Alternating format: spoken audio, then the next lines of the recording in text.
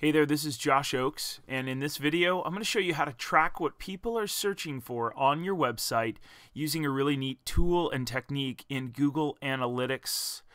We're going to use WordPress, as you can see here at the bottom, Google Analytics, and then the structure of this video will be as follows. I'm going to show you what we're going to do, why we're going to do it, where you have to go to do it, how to do it yourself, and we're going to review the whole darn thing. I'm excited you're here. Let's jump right on into it, my friends. Here we go.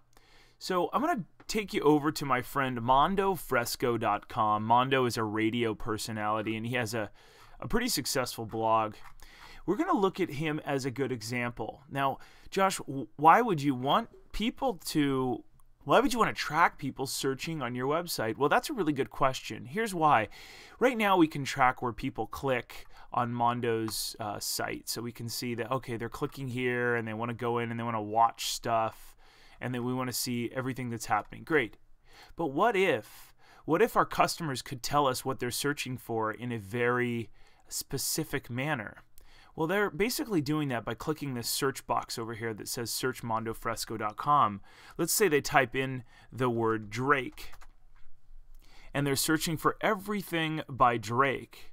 Well, that search box is their choose their own adventure. If they don't see what they want, they're searching for that.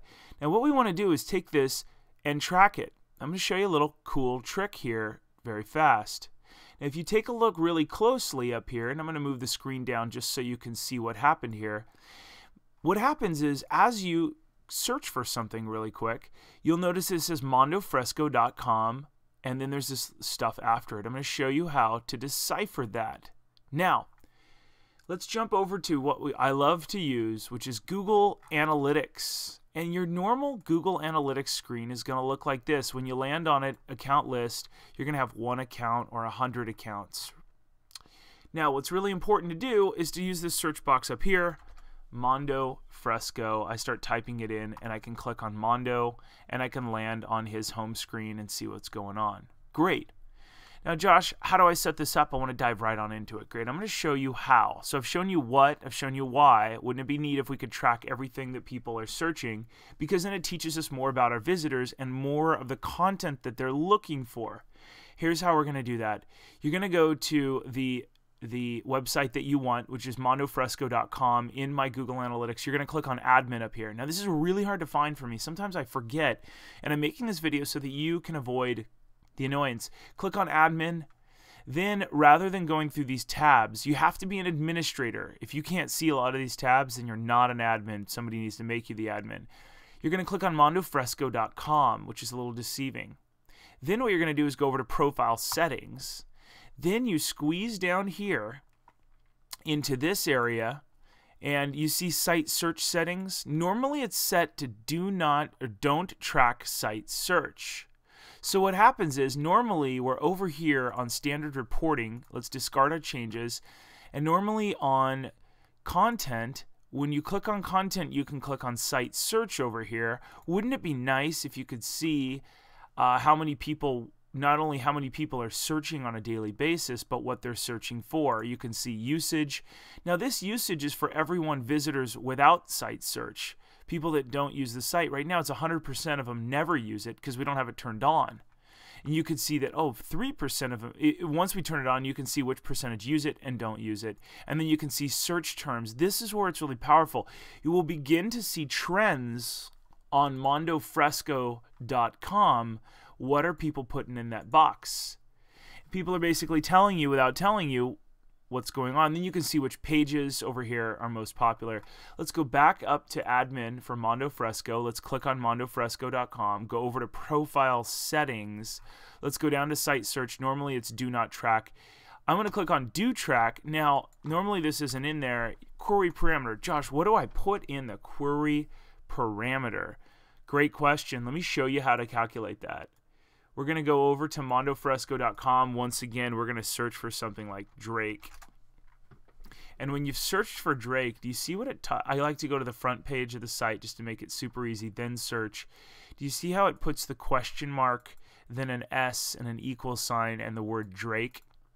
The question mark says, hey, Google Analytics, or hey, website, pay attention. I'm throwing in a very interesting search parameter. And then after that, it says S, which means here's your explanation of what we're about to do. Something. S means do a search and search for the word Drake. That S is all that we want here. We want to know, what is that search parameter? How does your website tell itself to search? So we take that S, we go back over to Google Analytics, and we tell it, every time you see the search parameter S, I want you to then I want you to look after it, S equals, and I want you to see what that is. So now it's going to start tracking. Josh, how long does it take? It's about 48 hours for your site search to start working. So you're going to see a huge difference here on mondofresco.com here soon. You click apply, and then you go back over to standard reporting. And you're eventually going to be able to go down to content over here on the left. You have to be on standard reporting. Know that there's 1 month here. Typically, this is 1 month of stuff. You have to wait 48 hours. So if I came back in 1 day, I would want to click the last few days and go all the way up to today, and you'll begin to see a site search and so on. You can still have this in a month, but remember that it doesn't actually click on today. It's typically 1 day behind because it wants to calculate all the data. You click on site search, and you can click on overview, usage, site term, search terms and pages, and this is really going to give you some amazing trends. Now, we've looked at what, we've looked at why, and we've looked at where, and then I just showed you how to set it up. Let's just review. And the goal of this, the overall goal, is to say, if my visitors are visiting my site, what are they most interested in? And if you have a search box, which a lot of people do, we're using WordPress.com here.